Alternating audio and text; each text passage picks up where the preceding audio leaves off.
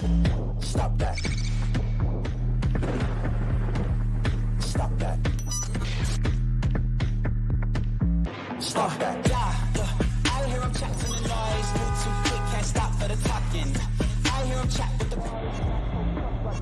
walking. Just too sharp with the prize. White girls let it tell me I'm awesome. Yeah.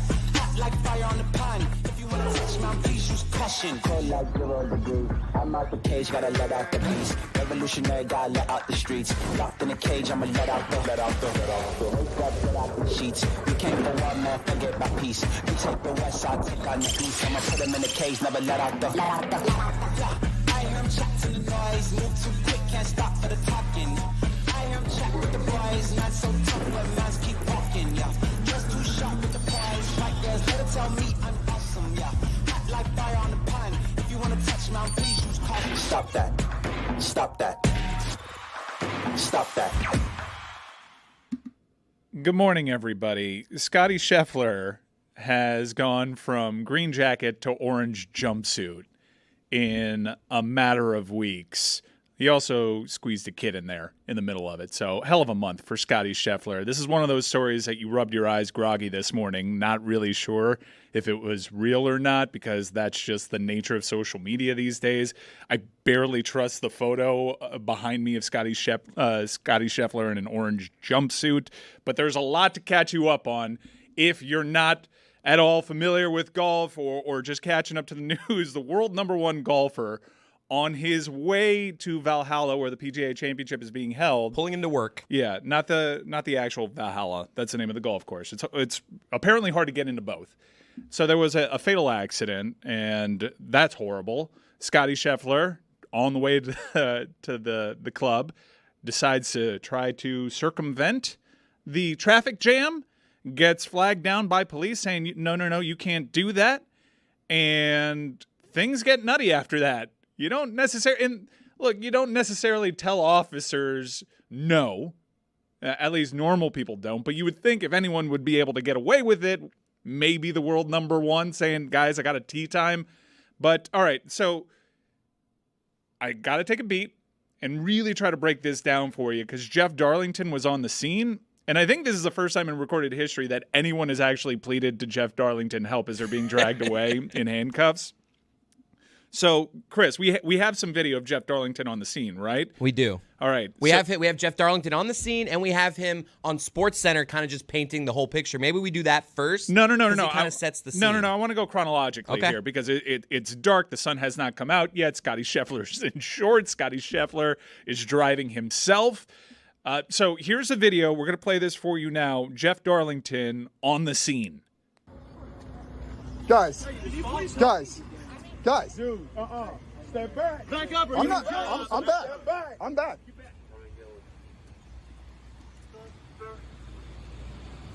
You're game one, right?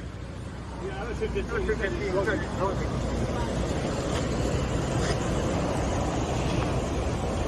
Guys. What do we tell you? I'm staying back. Here's the thing. Right now, he's going to jail. Okay. He's going to jail, and it ain't nothing you can do about it. Surreal. This is my whole TikTok algorithm, by the way. It's not usually Scottie Scheffler, but I'm a big, people getting arrested, people videotaping it. So this is, very common to me. I see these every day, and it's never usually Scottie Scheffler on the way to a major. It's usually a random person, but these are my bona fides in this. But this is one of the funniest stories. It's funny. Can we laugh about this? Yeah, I think we can. I think this is when social media is at its best, and I don't want to say nobody got hurt, because there was a fatal accident that basically was the seed to all of this. But this is unrelated. It should be noted and verbalized. Scottie Scheffler was not at all involved with that accident. It just caused a traffic jam, and that's where this whole chaos ensued. But Scottie Scheffler gets hauled away. And I guess there towards the tail end of the video, he's in handcuffs with the officer saying he's going to jail no matter what. We don't see it in that video, but the message at some point had to have been relayed either by Scottie or by Jeff Darlington that, hey, no, this is a golfer. He's quite good, and he's golfing in this. And the police say it doesn't matter. Now, according to the police, he was Now, there's some conjecture online that this has already been resolved by the way that this has been described there, that either by plea or by trial or dismissal, this has already been resolved. Somebody finally figured it out and was like, we screwed up here. And Scottie Scheffler is presently on his way back to the course. He's been released, but he was indeed booked. Now, we do have another video of Jeff Darlington almost panting, hair disheveled and all that, describing the scene. And this is courtesy of ESPN this morning on Get Up. Entering Valhalla Golf Club this morning, we witnessed a car pull around us that was Scottie Scheffler was in the car. To be very clear about the details here, Scottie Scheffler has been detained by police officers, placed in the back of a police vehicle in handcuffs after he tried to pull around what he believed to be security, ended up being police officers. They told him to stop. When he didn't stop, the police officer attached himself to the vehicle. Scheffler then traveled another 10 yards before stopping the car. The police officer then grabbed at his arm, attempting to pull him out of the car before Scheffler eventually opened the door, at which point the police officer pulled Scheffler out of the car, pushed him up against the car, and immediately placed him in handcuffs. Scheffler was then walked over to the police car, placed in the back in handcuffs, very stunned about what was happening, looked toward me as he was in those handcuffs and said, "Please help me." He very clearly did not know what was happening in the situation. It moved very quickly, very rapidly, very aggressively. He was detained in that police vehicle for approximately 20 minutes. The police officers at that point did not understand that Scottie Scheffler was a golfer in the tournament, nor, of course, that he is the #1 player in the world. Oh, nice close. Great close. Landed the dismount. Yeah, Chris Cody, you heard correctly.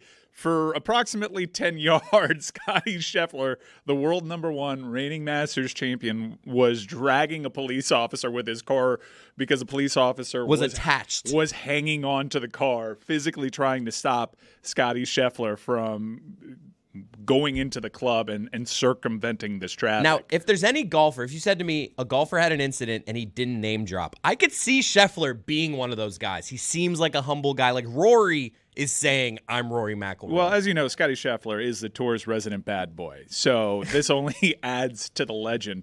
But what did he say? Like, let's just like our guesses in here. Let's get reckless. Like, did he say, I'm a Masters champion? Like, what was his? He had to have given a line of like, guys, I'm somebody. World #1 is kind of the flex, but I mean, I just won the Masters is strong. Yeah, I just won the Masters.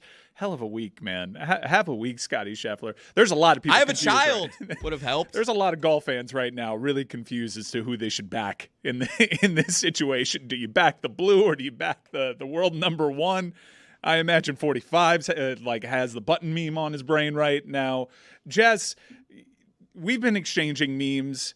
This is all happening in Kentucky. I saw the Kentucky governor has already been freezing cold taked because he said something along the lines of, let's show the golf world our hospitality that we're known for and whatnot. What is #1, I'm not on the social medias right now. Is there any other additional news? It looks like, I was thinking this morning that this is by far the funniest way I've ever lost a golf bet, but it looks like he's actually going to play in this thing. According to ESPN, he was on his way to the golf course about 10 minutes ago, so he may be arriving soon. Truly, like one of those situations this morning where I saw the Jeff Darlington tweet and was like, oh man, am I being like Jeff Darlingtoned or something? Yeah. Like what's happening right now? Yeah, but I mean, BL's the #1. I obviously would take the police's word with a grain of salt and not entirely rely on their narrative of what happened in this case. So it's nice that Darlington was there and actually could provide like what he saw with his own eyes. I'm curious what Scottie's point of view is, because there was also reports that other golfers had been let through that area earlier. So I'm not exactly sure. You know, we don't really know exactly what happened yet, and if he knew that the people in the yellow vests that were arresting him were police, or if they were just event staff or event security that were confused about where he was supposed to be going. So I kind of want to hear what he has to say, but just generally, What a start to a Friday morning. This is crazy. I don't really look. No one could have ever assumed this, even in a random scenario that I could have painted for you.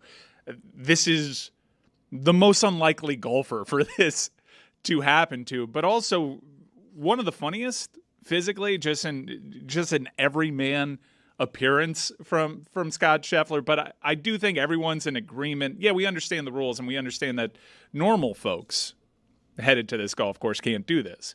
Scottie Scheffler should be able to. I want to be the fly on the wall when the officer when some other officer said to the officer, like one officer's feeling good, like, hey, Yeah. someone tried to pull a fast one, I got him.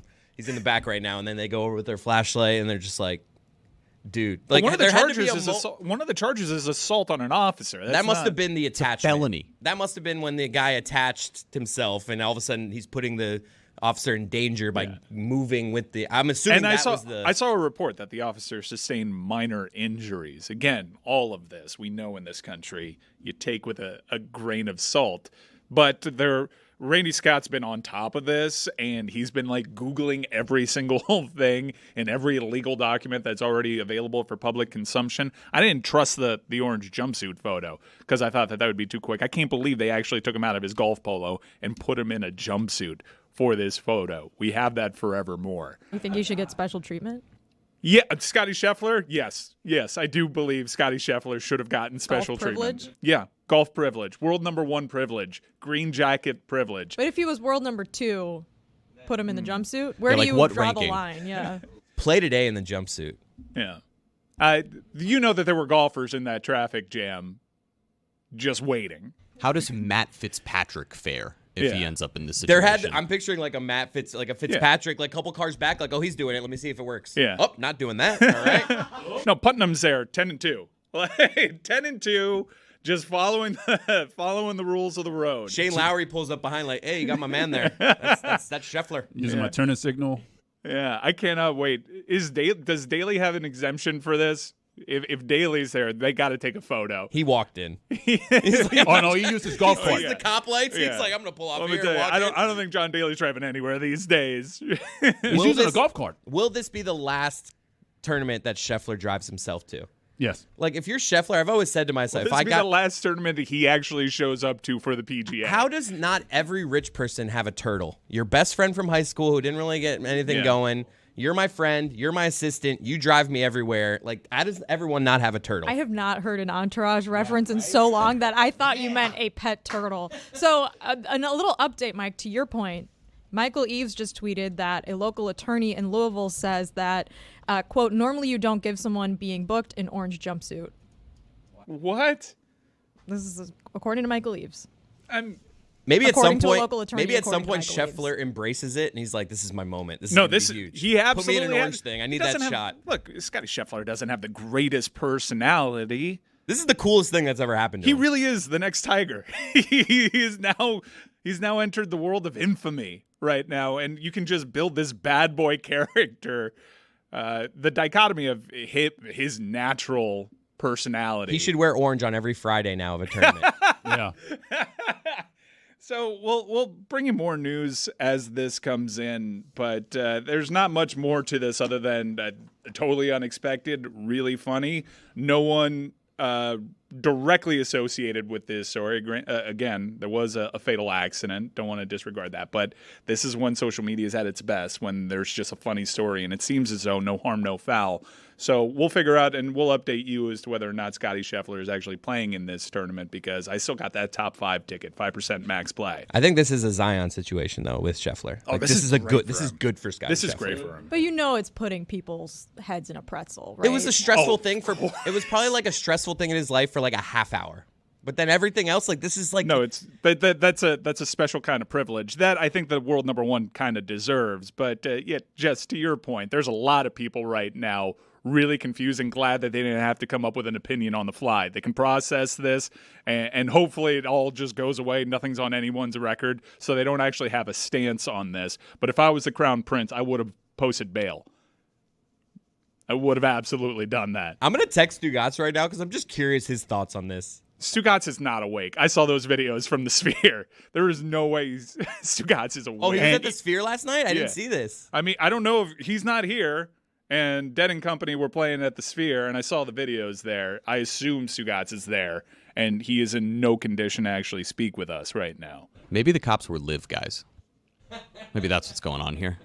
Well, like I said, we'll update you. More news that we get on this. I do want to talk about the NBA last night because the Denver Nuggets slept through a game 6. Yeah, game 6 against the Minnesota Timberwolves. Timberwolves went up to a 2-0 lead, and then it looked like the Nuggets were going to run through them, and the Timberwolves put up more than a fight.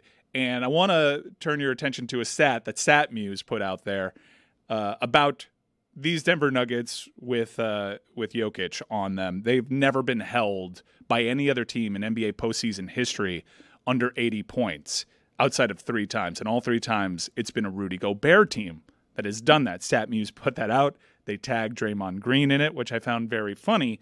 But I do think Rudy Gobert, and we know what happened in Game 2 where he decided to skip that one, and the Timberwolves still won that. He decided to put family first. That's all cool. I do think Rudy Gobert is changing a bit of the narrative around him, not just with another depoy. That other depoy boosts what already probably was entering this season a Hall of Fame resume, but he has bothered Jokic and these Denver Nuggets in ways, and largely that team has too, Jeremy. We were speaking before. This isn't all on Rudy Gobert. They did have a win without Rudy Gobert, but we cannot discount that Rudy Gobert has done something to this Denver Nuggets team that no one else has been able to do, and that has really bothered them in ways quantifiably by a large gulf that we've never seen before. The thing that Minnesota does really well is play team defense that's then anchored by Rudy Gobert. And so a lot of the times in this series where Denver has dominated, it's really been Jokic and Gobert going one-on-one. What was so impressive about the Timberwolves' defensive effort last night was schematically they sort of went back to what was working for them in Game 1 and primarily in Game 2, which is actually a little bit of Towns on Jokic as well,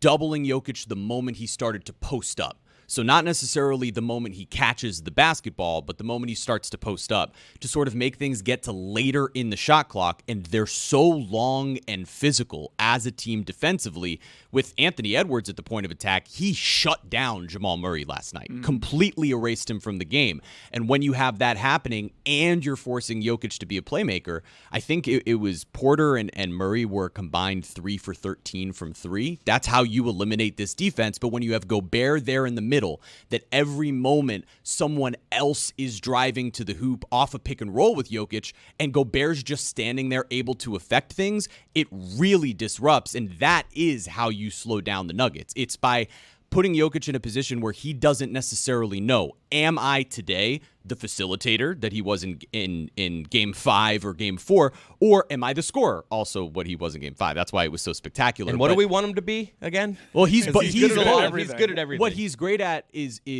starting a game as, hey, I'm going to go score 14 points in the first quarter, and then when you make the adjustment to turn me into a playmaker, everybody else steps up and succeeds. Last night, their mix of different types of defense in that first run, I mean, they were down 9-2, Minnesota, and then they went on a 27-2 run, and then just kept it going from there. Has there been a close game in this series?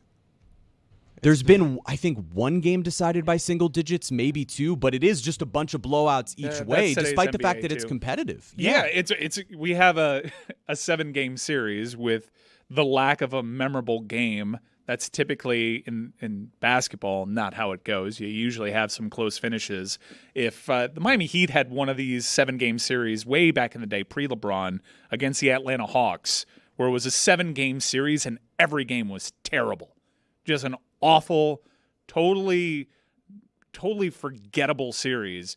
That's not the case here because you have reigning champions in the Denver Nuggets, champions that we haven't really seen tested in these ways. You'd like to see a close finish in Game 7, but the way that sport is going right now, I don't think we're actually going to get a good finish right now. Everyone's anticipating that the Nuggets go through here.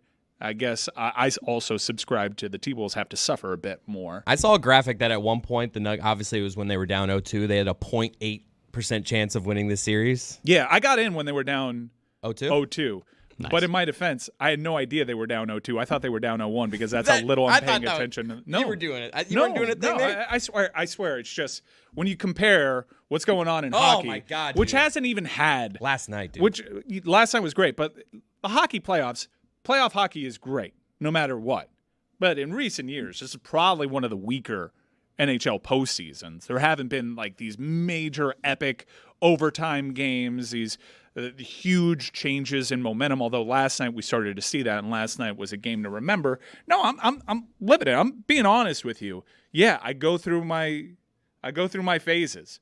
And next year, if the Miami Heat improve a roster, or having a team that had no shot in it after being in the conversation for so long did probably contribute to my lack of interest in this. And that team not really caring for the regular season either contributed to this. But I'm telling you, the sport's just not doing anything for me. That's honest. It's not a bit. And if it's doing something for you, I'm not knocking you for it.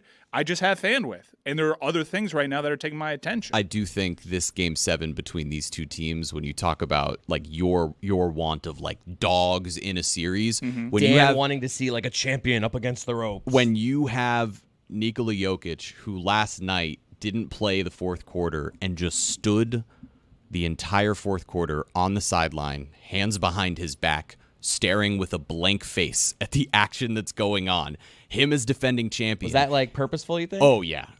I think he was just like really angry at what happened with his team and just standing there in disbelief, sort of trying to figure out what Minnesota's doing. And then you have Anthony Edwards as a guy who apparently after Game 5 spoke to, it was either a security guard or an usher at the game in Denver and said, we'll see you for Game 7. And then after the game, as they're dominating, is holding up 7 fingers saying, hey, we forced this Game 7. This is a juggernaut matchup going into Game 7. It's fun basketball. And it's face of the league stuff and all that. But here's my experience watching these games. It's never got the main sound on.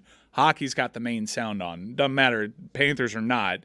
I just find the hockey playoffs more compelling. But I got an eye on these games, and if there is a close finish, then that gets a main screen treatment. And there's only been once this entire postseason where I've shifted a game to the main screen, and it was that crazy finish with Anthony Davis falling into the Nuggets bench. That feels like several months ago. But that was a great finish. That was a great second half, and it caught my attention. And I think part of the reason why I'm not really that invested in the NBA postseason is I'm not getting the games that actually hook me in and see all the storylines. So what the NBA did so well in its postseasons was it was about drama. It was about those facials. It's not like hockey. It's not like the NFL. You can see these players emote. And I think having Jokic give you that lasting image and Anthony Edwards doing the stuff with the crowd, and that's legend-building stuff there, telling people at the Denver arena, I'll see you for a Game 7. That's stuff that does give this some juice. It's why I don't mind all the Knicks talk that our show has done, because the Knicks have actually provided the theater so far this postseason, and they've done so with some memorable games. They've probably played the more entertaining games out of the bunch, and I'm just starved for something that could stick its hooks into me and drag me into this sport. It's just been devoid of that, but here come the Knicks.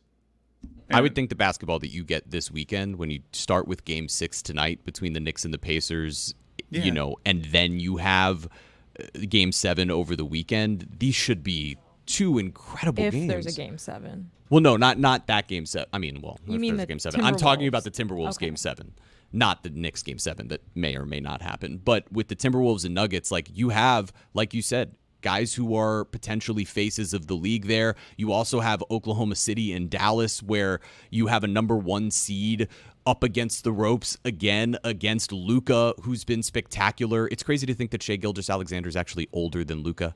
But that's that's how young the Thunder are as a team, that you see Luka doing what he's doing. It's fun. It has been fun, Mike. I'm shocked. I've been locked in. There was a fart that galvanized an entire New York Knicks locker room. This has been the best NBA playoffs ever.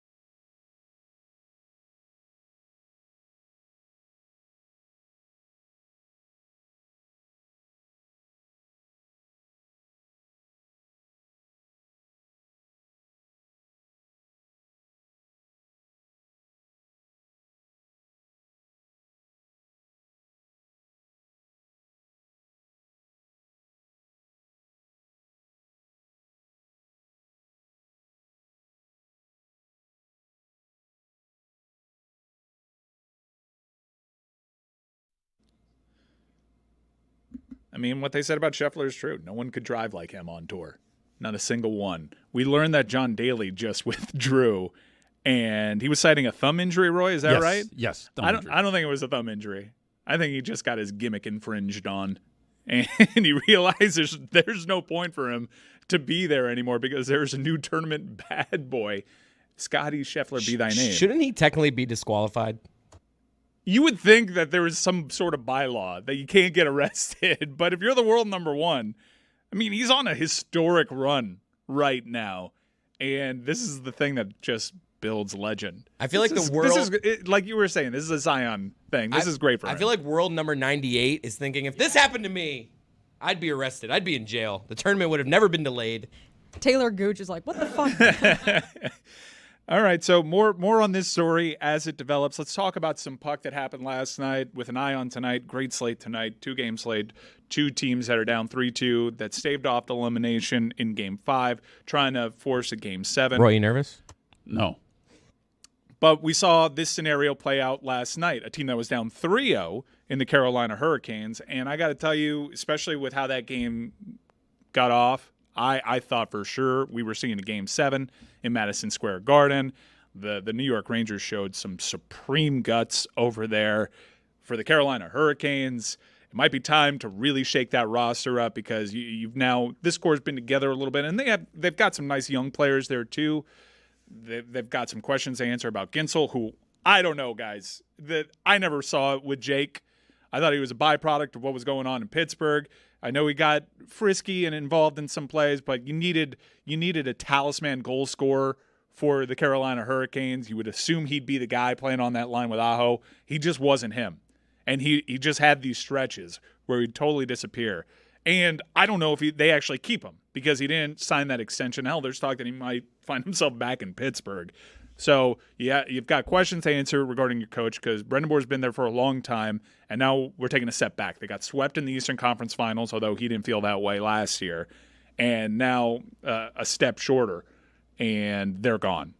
So no matter what, we get an original 7 matchup in the Eastern Conference Finals. Man, you talking about the Rangers, though. They obviously did not start off well, but Chris Kreider, that was some 94 Rangers stuff right there. That was Mark Messier stuff. 9 real-time minutes that he had a natural Hattie. Yeah. I think crazy. Roy, correct me if I'm wrong. Mark Messier and Wayne Gretzky are the only other hockey players to have a hat trick in one quarter or one period. Yes. I think I heard that on the broadcast. That's insane company to be a part of. Yeah, it's pretty good. And Chris Kreider was acting like it was no big deal. His post-game interview, he was like, "Yeah, that was crazy." Yeah, it was crazy. Like he acted like he'd been there before, which isn't really something that.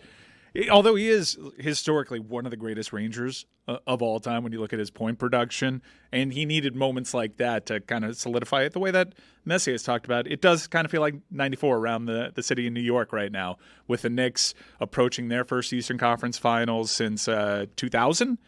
And I know that the Rangers have made it to the Stanley Cup Final. They played the Los Angeles Kings. Yeah, lost. That a famous Game 2014, 7 right, overtime. Roy? Yeah. Well, Mr. Game 7, right? Alec Martinez. Oh, what? No, Williams. Alec Martinez scored the game-winning, cup-winning goal in overtime. Okay, yeah. So Williams didn't add No, to not his just legend in Williams, that no. one, but they haven't lifted the cup since 1994, famously.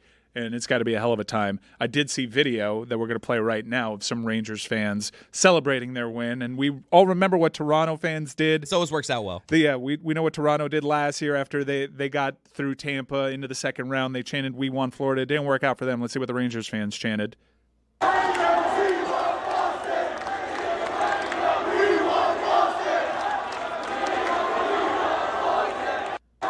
I don't know what you guys hear there, but what I hear there is, we want the easier team.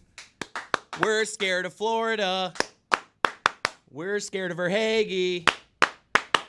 I mean, what are they doing? Bunch of cowards. I don't think they're. We are cowards. I know that we got to have one close. We got to have a take on this. I think we can all openly acknowledge there's a bigger sports rivalry between New York and Boston than there is between New York and South Florida. Did they not want see sunrise? Did they not see the internet last year though? It's just. I get it. I get why they're. I don't think they saw the internet last year. I think that we're internalizing Toronto Maple Leafs fans chanting "We want Florida." They didn't buy the shirts, and we're vastly overestimating the reach of that one thing that irked us. Everyone was talking about it. I don't. Everyone was talking about Yeah. it. No, can we look at? I don't want to overlook and assume the Panthers are going to win this, but can we look at this from the Panthers' perspective, the Rangers-Carolina series? Because I think Carolina coming back from 3-0, down 3-0 to win that series, that momentum would have been hard to overcome. I actually think this works out for Boston or Florida. The Rangers winning, their momentum now, like, yes, you have momentum from last night's game, but I think if Carolina wins that series coming back down 3-0, I think that momentum is hard for either of these teams to overcome. I told myself I wasn't going to look ahead because you got to kill the Boston Bruins tonight. Brad Marchand is coming back. That's going to be an electric barn over there. Barn, by the way, that the Florida Panthers have won 4 straight. Yeah. They're 4-0 in their last 4, going for 5 on the trot. They're very comfortable on the road. And Ryan Lomberg is probably going to be back in the lineup. I saw Who's out? reports that Cousins and Lomberg are both going to be back in the lineup Just right making now. switches? So I like Lorentz, been asking for it. that means Lorentz is gone. Pozo is not going to be in the lineup. Poso should be in the lineup. I would think Lorenz is the only one staying, right? And it would be Okposo and who else has been think- on that fourth line? so- Stenlin. Wait, it's no, not so it would pronounced be Lorenz. Okposo, right? Because I always hear people just go Oposo. Like the K is almost silent. OKPOSO. I understand I understand that there's a K in it, Opozo. but I just never hear the K sound being I don't pronounced know. with his name. But he was practicing with the first line yesterday, and he goes, Gretchen, I'm not necessarily with that big body. This is a former first liner in the league. He has a pretty huge assist in this series already. He's been playing pretty well, although a lot of Panther fans have an affinity for Ryan Lomberg and Nick Cousins. He gets under people's skin. I do like that Cousins is out there. I'd rather Oposo than Ryan Lomberg in this scenario. Oh, you but go Cousins over Lomberg? I'm with you Yeah. on Oposo, but I'd rather see Lomberg over Cousins. I think Cousins. We are getting in the weeds. Well, last year he had some big goals, so Yeah. obviously Cousins would be Well, in there. everyone Putting in the remembers. sawgrass. Everyone remembers Lomberg's winner that forced a Game 5 against Tampa Bay. They staved off elimination in overtime. It was an unlikely game winner. Then they go on to force the Game 6, and they lose in 6 to Tampa. But I think Cousins is probably the more consistent goal-scoring threat of the two, and I think he's a bigger agitator. I saw Brad Marchand. I don't know if we have video of that. Brad Marchand spoke to the media, and there was a kind of an honor amongst thieves.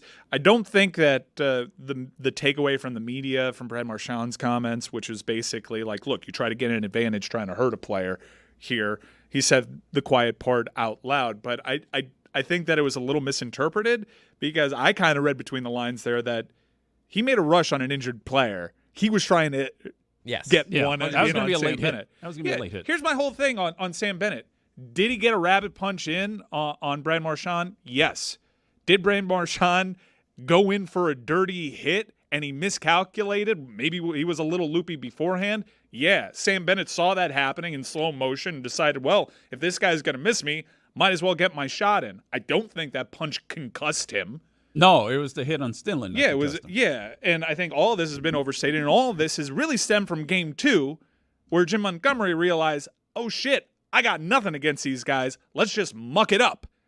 And then Pasa had to cash a check for Pat Maroon, and the Panthers responded in kind. Now, if you're a Boston Bruins fan, what I personally like is finally they're starting to talk about winning hockey games and things that they can do on the ice that is not just gooning it up over there to actually try to win this game. And it seems as though the series has settled down and it could stop being this just crazy, wacky narrative over there. I do expect the Florida Panthers to win this game. If they don't, I understand everyone wants to get nervous. Headed into that Game 7, I won't be nervous. But if in that Game 7 the Bruins pull ahead early, then I'll be nervous. Then I'll be nervous. But I do think that the Florida Panthers are the much more talented team. I'll wait until the third period to get the much maligned Morgan Geekie is not a top line center. Like we were saying it the other day, Lundell would be the clear number 1 center on this Bruins team. I just don't think the Bruins are all that good. I think they've overachieved. I think Jim Montgomery has done a tremendous job throughout the regular season. I question some of his tactics in the postseason. But look, he's gotten this thing to 6. They're not going to create quality chances on their own all that often. You play a clean game. You don't come out sleepwalking. And you should be able to beat this team. You're a class above them. And I don't expect the Boston Bruins defense to do what they did in Game 5 either. I mean, they're not going to hold the Panthers to as little shots as they did. They've done it twice. Roy, they've done it twice. Not this time. I don't think they're going to end up doing it this time. Well, I understand you don't want it, but they've shown you fairly recently. And I don't think I saw people saying, well, we got goalied. No, we didn't. Swayman, we didn't get goalied in game 1. We didn't get goalied in game 5. Those were clean looks that Swayman stopped. Game 5 felt kind of like he was just... He wasn't making all-world saves. Like, he makes a handful of saves. That's the NHL. Bob was a better goalie on the night, I felt. We stick with Bob, right? This game, obviously. Yeah. The Rangers went with the backup to start last night, but... Yeah, both teams are going to stick with their goalies. Igor played. Didn't they start? No, Shesterkin was there. Yeah, Shesterkin. Yeah, he plays. Yeah, I know he was in didn't late. do They the didn't backup. put him in. My bad. That's my bad. No, they didn't do the backup. You don't take Igor Shesterkin. That's why I was like, no. I thought they did. My bad. Yeah. That's my If fault. we are looking ahead, though, I to your point, if Carolina found a way to win a game 7 that they had forced from being down 3-0, that's a lot of momentum that you're running up against, and that is a galvanized unit. However, aside from that stuff, all that intangible stuff, I do think that Carolina probably presented a trickier matchup for the Florida Panthers in the Eastern Conference Finals, just because we know that those games would be in the mud, and those would probably be 1-goal differential type games, whereas even though there's more skill talent on the New York Rangers, and they found a way with these defensive pairings with their 6, their nice rotation, have a puck mover on every defensive line, a lot like the Panthers in that they're not leaning on a defensive unit more than others, so all of these guys remain fresh. They got a really good goalie in Shesterkin, and certainly a better goalie than Carolina had, better goalie situation there, but I actually would favor the New York matchup over Carolina. That's not me calling my shot. I think I've called it several weeks ago in that I think that this team here in Florida is as good a chance as this market's ever had to lift the Stanley Cup. With an eye over to the Western Conference, boy, that Dallas team is deep. Yeah. Real deep. Although they approach things a different way. They leave some guys on the ice a little long. When you have Miro over there, I understand. But 2 big pivotal game 6s. I wanted to go to TD Garden tonight because I have a feeling the Panthers walk out of that building with that dub, but knowing that it's a Rangers, I got to save for that game time budget in the next round because my ass will most definitely be in MSG. What are you thinking? Game 5, Game 2, Game 1? What are you thinking? It depends on the schedule. Yeah, it's gonna see. Well, Elimination game, definitely. let's eliminate Morgan Geeky tonight. That's true. Yeah.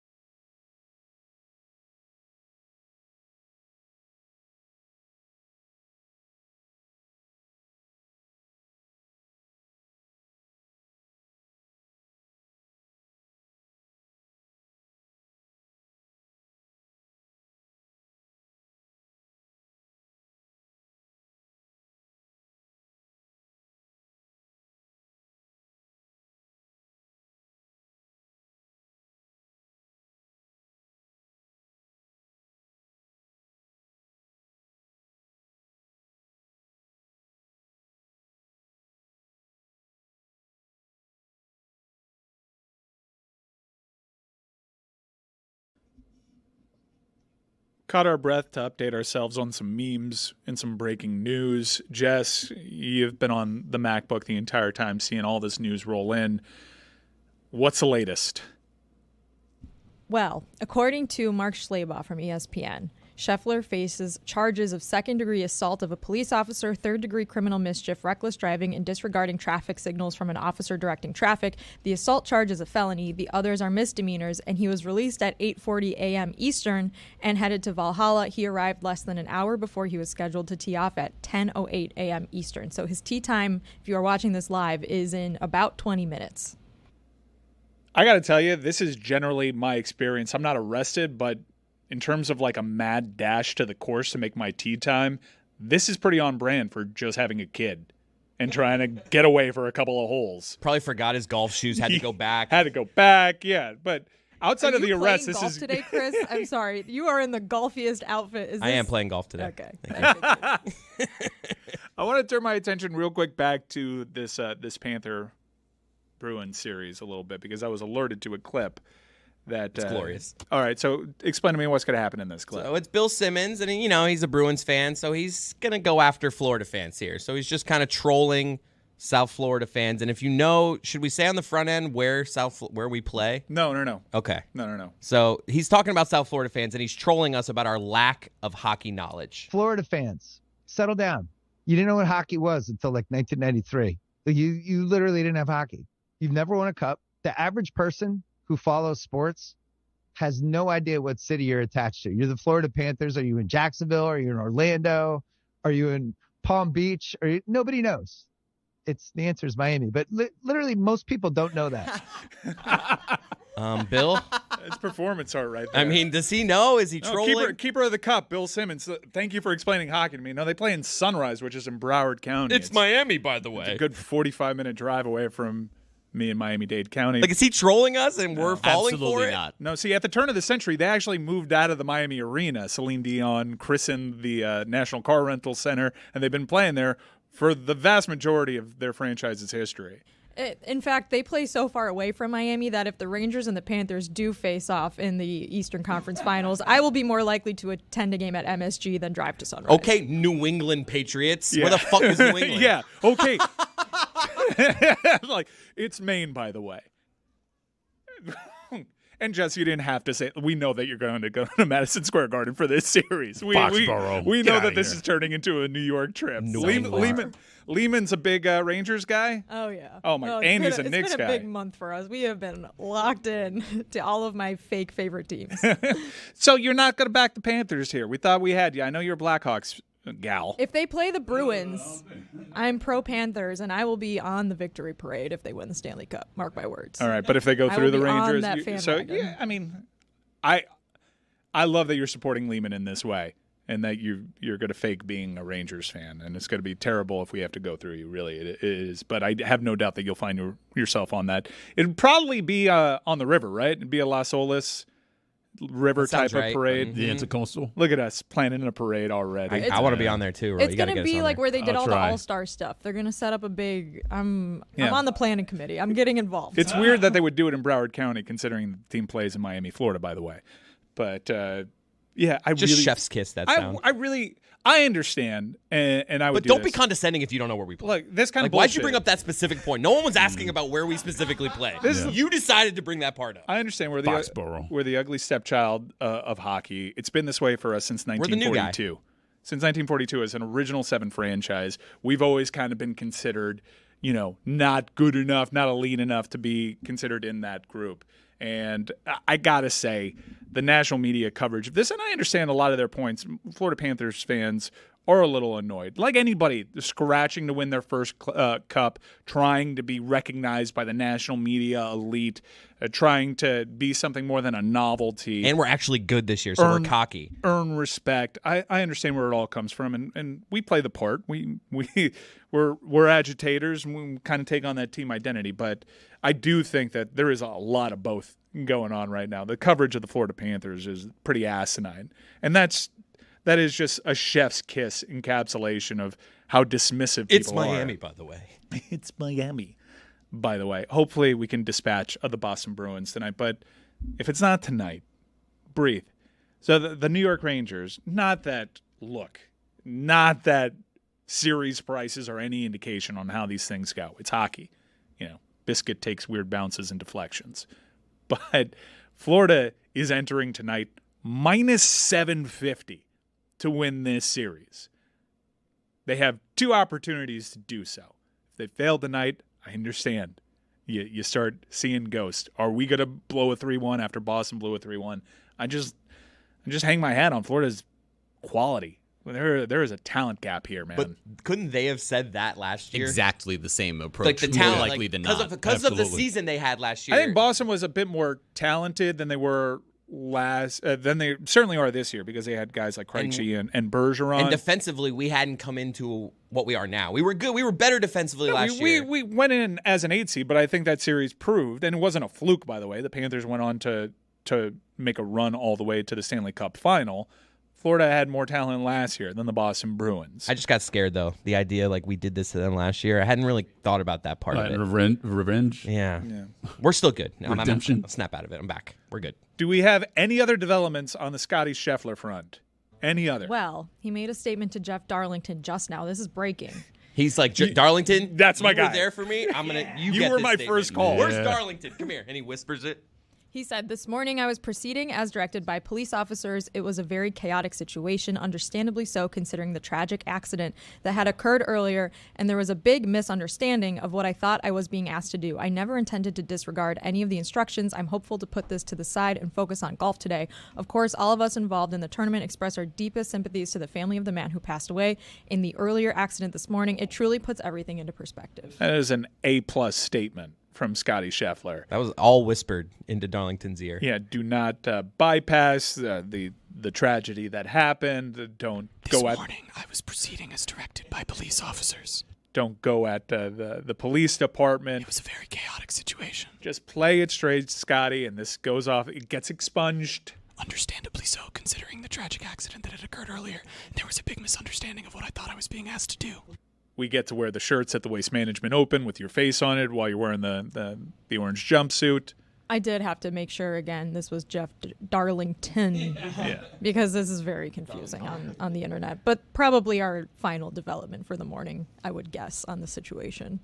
Chris, you made yourself bleed this morning. Oh, my God. In one of the dumbest ways you could possibly do it. You alluded that you made yourself bleed, but why was it a dumb way? Because I was, so I like on a Friday, nice little, I stop at a local beverage store, get a nice little iced tea. It's a little treat yourself on a Friday. You are definitely golfing today. Yeah. But so I was like, all right, let me get a little iced tea. So I have the standard, you get the drink, put it in the cup holder. I'm in my car, grab the straw, do the move, bang the straw down on the middle console. Straw goes into the mouth because the top end popped out of the paper. I bite the straw. So now the straw is in my mouth. I crumble up wrapping paper, toss it into the cup holder just, momentarily. And as the hand, my sleepy was up till 1 a.m. watching hockey hand, flies back to my mouth to grab the straw to put in said drink, I jam the straw into my throat. I come in contact your with throat? Yeah, I'm telling you. So this straw, all of a sudden I'm gagging. And it could be a little sharp. It's plastic. That woke you up. This wasn't one of these paper straws. And it just, I felt the little flap of on my throat. And all of a sudden I opened my mouth in my mirror. Uvula? Right near my tonsil. My tonsil was red. I opened my mouth and all of a sudden I'm shoving a napkin into my throat to as gauze, and I'm gagging on it. Your throat was bleeding? For a split second, I'm is this a serious cut? Am I gushing? I'm that's gonna turn into a sore. You're gonna have a rough weekend. Luckily, it already seems to have healed. I'm us Cody's, my dad, his face healed in a week. Let me look in there. I'll get my flashlight. Us Wolverine. Cody's are known You're for more than welcome to look in here, but regenerative. Easy for me to I say. can get a tampon for you. He's Wolverine. It was Regenerative. I'm gonna just give up. I had about 10 seconds of, do I need to go to the hospital? But I'm fine. I'm here. And it just got me thinking, I'm laughing at myself. I'm you freaking idiot. I wish I had an instant replay of just my stupid hand. Wish you had a Russian dashboard cam. But it's just does anyone have that beat in terms of this? I made myself bleed and I'm an idiot. Jess has it. I have a really stupid self-injury that I did it was like 2018, I want to say. So it was like New Year's Day, and Ryan Nanny was being the Bloomin' Onion mascot for the Outback Bowl that day. And it was like a 1 p.m. kickoff or something like that. And so I had like gone out the night before on New Year's Eve, and I was like a little out of it, a little hungover, a little tired. And I went upstairs to get my laptop and bring it down so I could just like lay on the floor and watch the Outback Bowl. And as one would do, I just was moving too quickly for the state of mind I was in, and I fell down the stairs, like all the way down a staircase, like 13 steps, on my ass. Jesus. Banged my elbow like into the wall.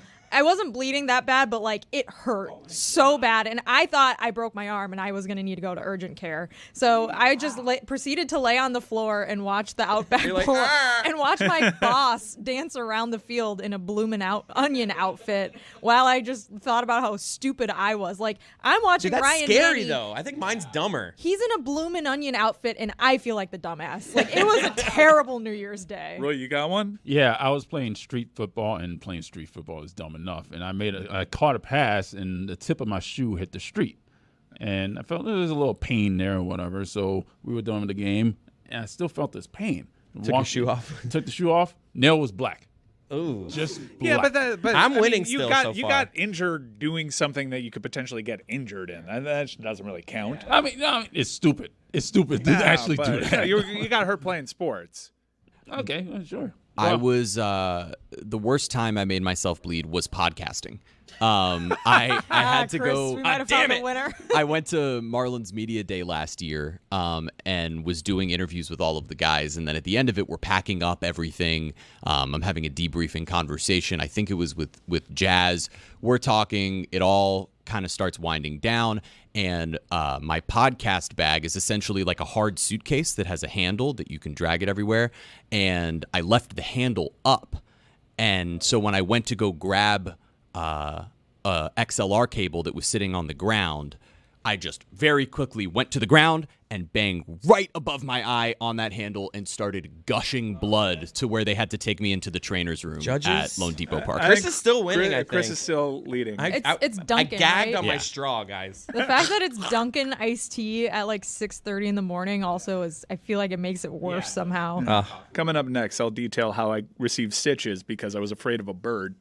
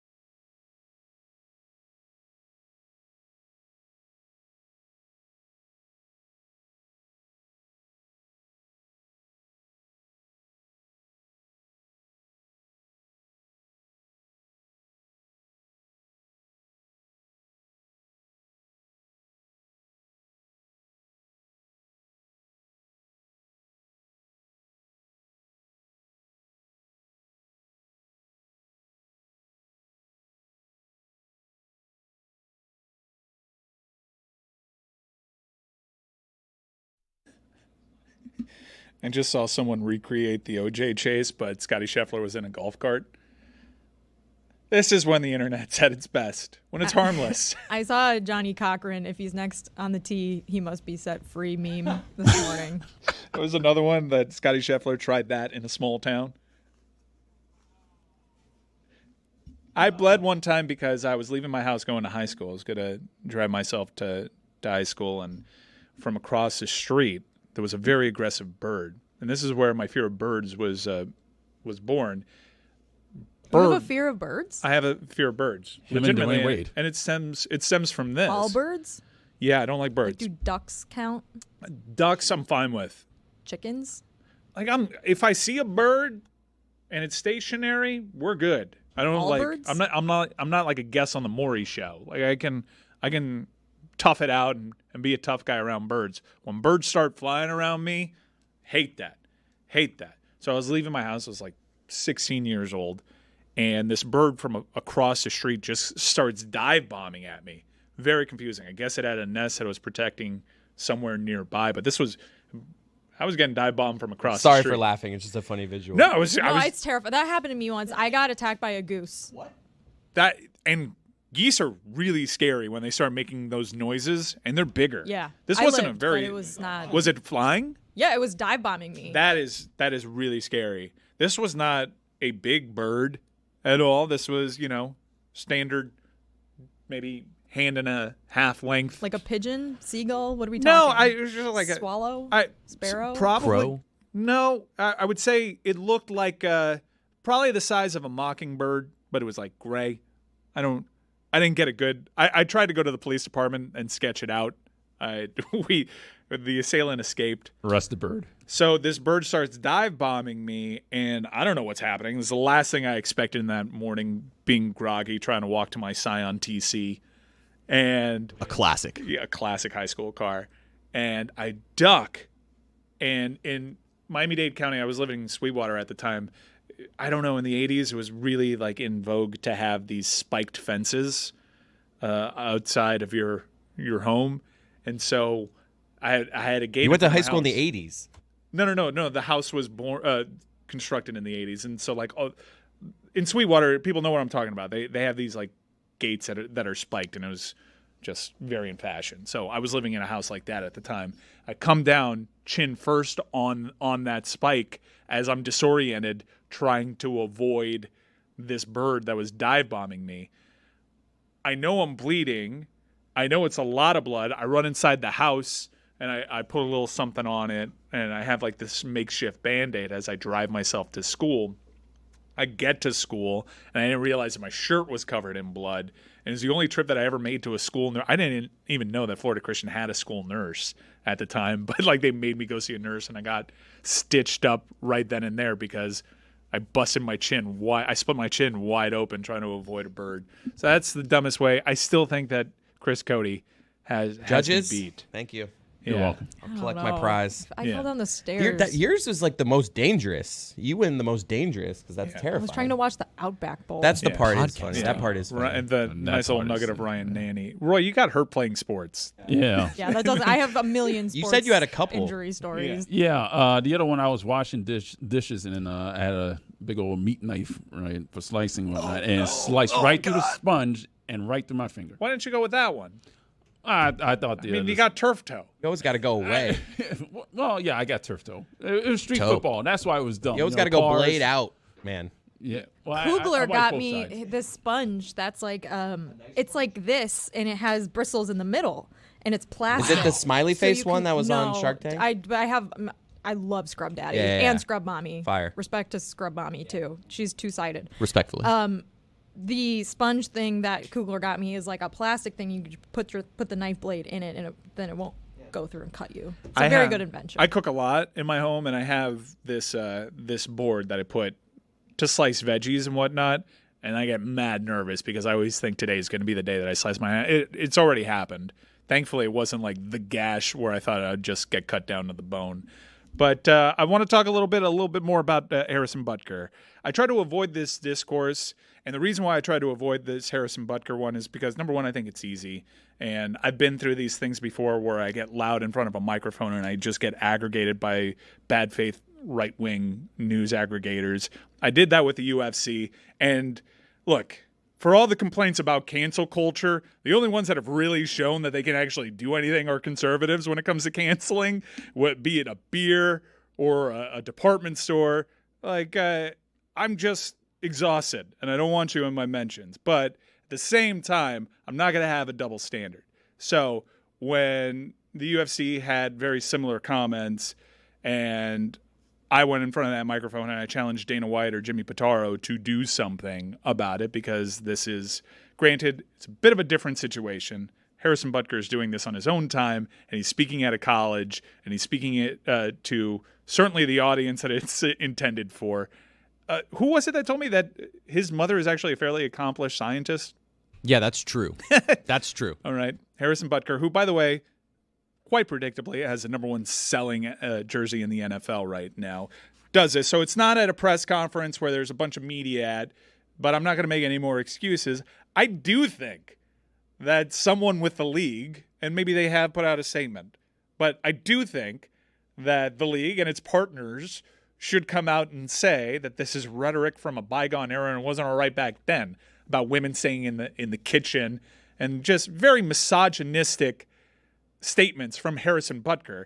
And I'm not just doing the thing where this is a kicker. I'd expect them to come out and say anything about any player, and this seems like a pretty easy spot, especially when you consider the things that he was saying. The league's chief diversity and inclusion officer, senior vice president Jonathan Bean, did put out a statement. It said Harrison Butker gave a speech in his personal capacity. His views are not those of the NFL as an organization. The NFL is steadfast in our commitment to inclusion, which only makes our league stronger. I do think that the conservative strategy in bucking up against this stuff so much is working, because I myself did the math. I'm like, this is exhausting.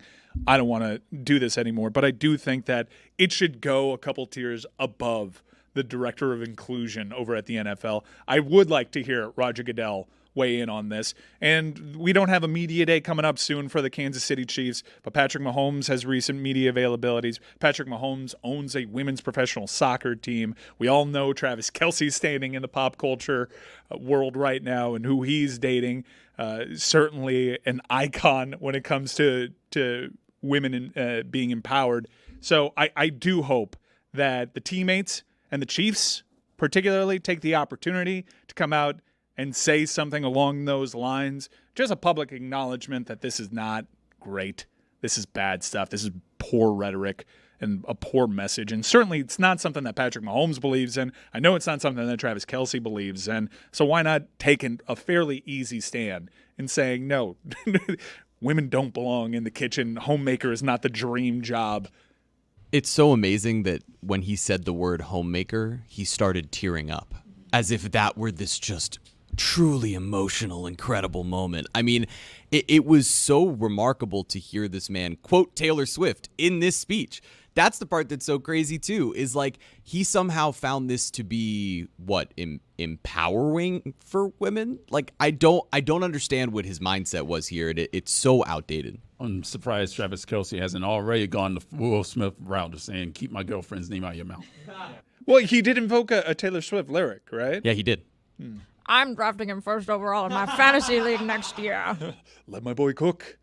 I really don't know what they're doing with their special teams unit. And all of this landed, I think, on Matt Ariza's birthday.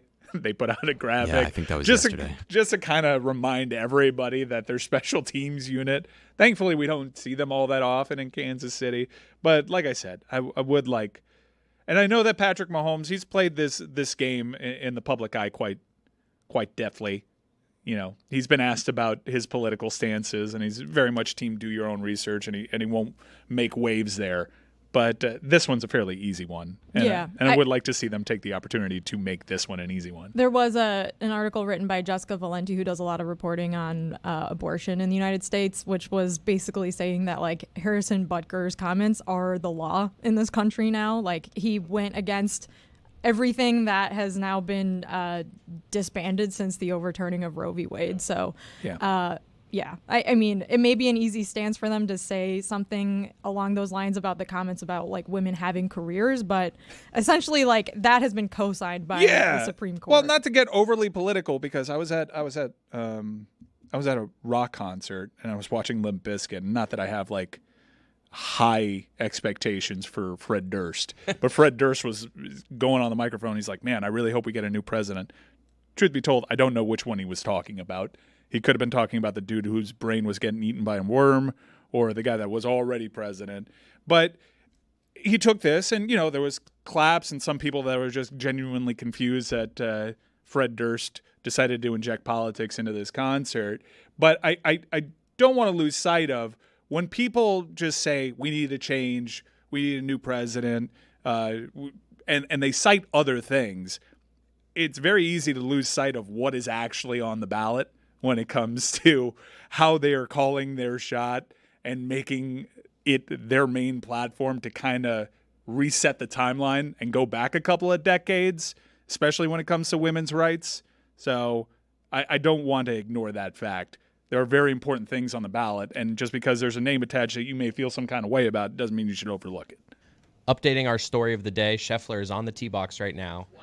I'm seeing Marty Smith like kind of trailing him. Do you think Marty is a little jealous of Jeff Darlington today? That was right place, right time. Yeah. That was like Sedano walking in front of LeBron's house and spotting moving trucks. That is... I just picture Marty like, damn, man. I overslept by a half hour. I missed it. That is one of the first people I'd want to see leaving prison, though. Well, a holding cell. He wasn't... What are the dad jokes being said by the other golfers? Like, hey, watch out. Ooh, convict walking by. Like, what are there's got to be some really bad jokes being said to him right now. Now, Scheffler is presently standing under an umbrella. I thought he was just going through his phones liking memes, but he is really, really looking at that card. He's got to be distracted today. Like, he's got to play like shit today. I would take the over on whatever the over-under is on his score today, because golf is such a game of concentration. His mind has to be racing through this of just like, what happened today? I can't what a wait. Weird day. What happens if he actually has an amazing round? And this is a tale of heroism. I don't know. I feel like golf is one of the sports where players can like lock it. The best players can like lock it in the most. Yeah. Yeah. I'm kind of hoping for him to win this whole thing now, because I want to see what Nance says. That's been a meme. Ain't got money on it. Yeah. I want to see how this thing is called, and I want to see like generally how people conflate these two things, their love of golf and also backing the blue. This is really putting people in a blender at the moment. Apparently, when Scheffler made his way back in, Marty Smith did ask him for comment, and his response was, "Love you, Marty." So at least Marty Smith got his moment as well, not just Jeff Darlington. He should Dominic Mysterio this thing and show up in cuffs with his ankles also cuffed up. Just really lean in. I mean, the ones caddy, that he can break, like they're fake ones, like kids ones. So he walks up, chant, and then he just like busts out. Is this one of those tournaments where the caddies wear a white jumpsuit? Because if so, just change the color on the caddies jumpsuit. What a fascinating thing to happen to a sport that is not at all that fascinating. I did not have us spending this much time on golf. No. Stugotz is gone, and we've spent the most time on golf that we've probably spent in years. Still no comment from Stugotz. Cannonball. You're not going to have a comment from that guy for the next like week and a half, given some of the videos that I saw. Yeah, no, it's cool. They jam, and there's stuff on a really big screen. To segue completely here, have you guys talked about this portal thing that opened up? Not the transfer portal. The portal that opened up between Dublin and New York, where there was closed it's now, like an art installation. Yes, it has since been closed, tragically. It was an art installation where you could live stream yourself to people in real time in Dublin, and everyone had to handle this with maturity, probably. Right? Why Dublin? Has anyone said like why? I'm actually not exactly sure. I will look into it, but people were, waving and smiling and saying hi, and then they started doing other things in front of this portal. And a video went viral of a woman flashing her breasts in front of it. A social experiment to have done this in two of, I think, probably the drunkest cities in the world to do this in. Is this being done from New York to Dublin, or is this from Dublin being done to New York? I think that was in Dublin. Okay. That didn't look like Times Square. Why did we put that video? The preview I saw was more of a from behind, and we definitely had a side shot there for a second. Sorry about that. Let's blur that in post, folks. So, can we reopen this portal though? And if so, can we put Dabo Swinney in New York City so we can finally have a portal dub? Coaches can transfer whenever they want, so the portal should really always be open. Do we have this sound from Dabo about the transfer portal? So outside of military academies, Clemson is the only school to not land a recruit from the transfer portal as of right now. There's still time for them to do so. I gotta say, this isn't actually all that surprising, which is shocking when they're in the conversation with the service academies. But here's Dabo kind of explaining why. That's the other part of it. And honestly, every player is technically a transfer. You know, we just signed a whole class of guys transferring from high school. So we like our guys. We like our starters. Oh, Dabo colored his hair. Oh, yeah, that's what you saw. Yeah, no, I didn't notice. Yeah, you see him wearing a cap. Throw the still up there one more time. This dude definitely dyed his hair fairly recently. It's a great equivocation between like high schoolers transferring into college versus college players transferring Technically, in the portal. Everyone's transferring. Now, why don't you ask me how many of your kids are transferring to the kingdom of God? Because all our guys are portaling into heaven. He already did the God's NIL thing, so I feel like that's not far off. Yeah. It is weird though. Like they've lost transfers. Since the season ended. I saw some of his reasoning. Was, truth be told, most of these guys in the portal aren't good enough to play for, I don't know, I'm kind of turning into Clemson, George W. Bush, but these guys aren't good enough to be playing at Clemson. I saw who your RB1 was last year. Yeah, no, some of these guys are good enough to transfer to Will Clemson. Shipley? Oh. Yeah, he's a good little player. Good little player. I just can't believe that his tactic with this is, I'm just going to be stubborn. It's like just everyone weird. else is kind of can't buying believe in, that like, with Dabo? No, but I can. But it's just like, dude, like it's not sustainable. And I think this is my take on it. You know how they closed the season out strong, and Dabo took that as an opportunity to give a big FU to everybody that was kind of doubting them. He would never say FU. You know, just for the record, I understand he's a good man. But I think that little mini run at the end of the season last year is going to end up setting them back. There's just vibes. And I'll say this, Jim Larinaga, the way that he's been talking about the transfer portal, and I know college basketball is bonkers, that also makes me a little bit nervous. You're seeing a lot of coaches just step away from the sport. Katie Meyer did too. A lot of that is because the current climate. This is all crazy. And I do think that you have to be cut a certain way to really excel here. Dabo's been plenty successful with a different set of rules. And you have to be concerned with the kind of quotes that leave his mouth, because that is not how I think you actually gain an advantage in these streets these days. It is interesting because I was talking about this with one of my friends the other day. There was a CBS, their college football guys all did like a ranking of the best college football coaches, and Dabo was pretty high up, like top 3 in most rankings, which totally makes sense. He's won multiple national championships, Heisman Trophy winners. Like, he has done a phenomenal job at Clemson, and no one ever expected him to do that when he was hired. So it's hard to take him out of like the top 5. But since the transfer portal era and the NIL era started, their team, and since he lost Brett Venables, frankly, his team hasn't been as good. So it's just, it's like hard to compare the two different eras as distinct things for him, because this is one area where I think he's gotten a lot of criticism, because if you watched Florida State play last year, a lot of their transfers made immediate impact and put them in a national title conversation, whereas Clemson could have used a couple guys like that. I think to be uber successful, and granted there's some successful programs that kind of predate NIL and they're still riding that wave. And once you start stacking classes, that's sustainable for a while. I think you need to be kind of everywhere. You have to check all the boxes. And I think you have to have a certain mental makeup to really excel in what is presently this Wild West. Down here in South Florida, when it comes to approach, when it comes to talent acquisition, when it comes to grinding, I think we have we check a lot of the boxes there. When it comes to game management, very clearly from last year, there's a lot of room for improvement there. Dabo's proven that he can be a really good coach. As you mentioned, he was a stopgap. He wasn't ever supposed to be this multiple-time winning national champion. But there's a reason why. When we were starting to talk about that Alabama job, and if there was ever a day that Nick Saban would step away from that job, why Dabo, it was always assumed, not just because of his ties to the school, why Dabo was the natural pick. And for there to be a hiring cycle at the University of Alabama, and for Dabo to be dismissed, totally out of pocket, no shot in hell no shot in heck that dude is going to be the head coach over at Alabama, tells you exactly where these programs that know exactly what it takes to be done right now when it comes to talent acquisition, being successful in the modern age. Dabo doesn't really fit that profile.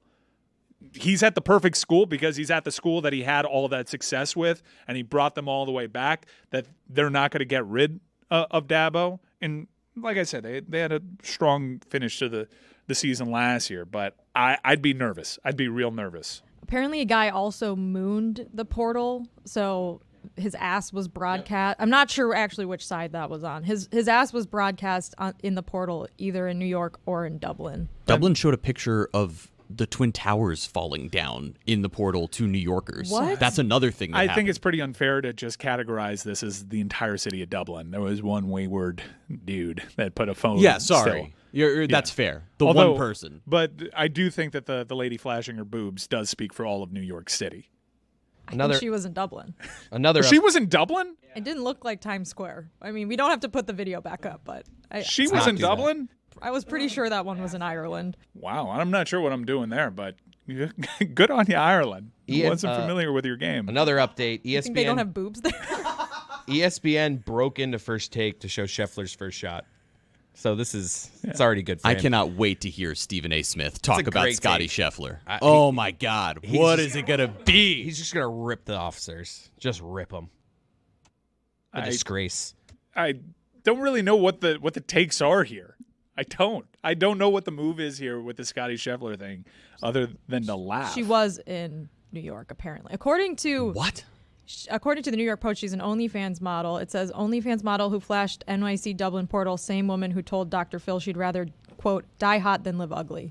Hell yeah. Yeah, so like when you cut me with they don't have boobs in Dublin, I'm like, I'm sure they have boobs, but when it comes to OnlyFans models, I like the chances of it being in New York, and that gave off Lincoln bio. I still think you're selling Ireland very short. Well, I would like to be there, no doubt. Florida State, Georgia Tech, Aer Lingus College Football Are Classic. you going to week one? College Game Day announced that they're going to be at Kyle Field, College Station. I am strongly considering it. Maybe Lucy and I can do a little Meadowlark trip there together. Tag team the off-roading. I loved College Station. I loved my game day experience there. They're nutty. It's a cult. That's not a cult, but Notre Dame's got none of that. So were you hoping for the Catholic religion has none of that going for it. Were you hoping for Florida? No, but I was surprised that it was a 3:30, and it's come to my attention that the reason that they got that 3:30 window because noon is Georgia and Clemson. Like I'm a big Cane guy, and I love our rivalry with the Florida Gators. Hate them Gators, but when I tell you the games here are Notre Dame, Texas A&M, Clemson, Georgia, and Florida, Miami, it's pretty easy to tell who should be the noon start there. But I think ESPN, with this brand new SEC deal, as you know, SEC football, the window is that 3:30 window. So they're using Miami and Florida to really launch pad the SEC on ESPN. Same window as you always remember, just different network, which is really cool for Miami to be a part of that. And I'll double down. Talk to more people about this because I floated that take out there. Even more important. It's the most important game in the history of UM football. If I'm being honest, I wasn't looking at the background of the video. I was looking at her boobs. So that's why I couldn't tell her. So you've been on the record saying it's the most important game in the history of the program, and you got word back that you've undersold it. I've just heard the counters, and I understand national championships and all that. I'm not discounting those. What I'm saying is the investment from the university, the investment from the boosters, the ability to step up to the plate in ways that this fan base that quite honestly does a lot of stuff from the sidelines. And it's understandable why. There's a very small student body. Most of the Miami fan base didn't actually go to the school. There really isn't an active alumni base when it comes here. But the fans stand on the sideline, and a lot of people stepped up to the plate in ways that the fan base didn't really understand were even possible. Apparently, she also licked a toilet just as the COVID-19 pandemic was spreading, a toilet seat on an airplane. So, yes. That's the girl? American. Very American. I thought she looked familiar. But, Mike, if they lose against Florida and win out, like, they're going to be in the playoff. They're going to. I get what you're saying. You can paint that scenario, but I think Florida. This is essentially a loser leaves town match between Billy Napier and Mario Cristobal, and I'm not saying like Mario. You can't, but in terms of perception, you can basically write off the loser. Given how these two programs are being talked about right now, they need to show you something. For the University of Miami, this tree needs to bear fruit. This investment in year 3 of Mario Cristobal, you actually need to see some real marked progress. And I know that the over-unders, again, aren't gospel, but if you look at this, you'd be shocked to learn Miami has the same over-under win total as Alabama and Michigan. 9.5. 9.5. This is a team that hasn't won over that number since they maybe done that once in the last 20 years. Notre Dame year? It's 9.5. Now, if you really want to get into the betting weeds, the reason for that is the SEC is stronger, the Big Ten is stronger, the ACC is a weaker conference, but also they expect Miami to be better. So the expectations are there. And by the way, the staff doesn't shy away from it. They know what happens here. They know the dialogue that is going to be around this program if they do lose that game to Florida. They welcome that challenge. They welcome those expectations. They know it's a big one. We've been doing a lot of tough talk here, and we've actually been backing it up when it comes to providing the coach and the staff and the athletic department the resources to go and do a good job, which is why, in ways that we've never done before, which is why I firmly believe this is the most important football game in the history of the program.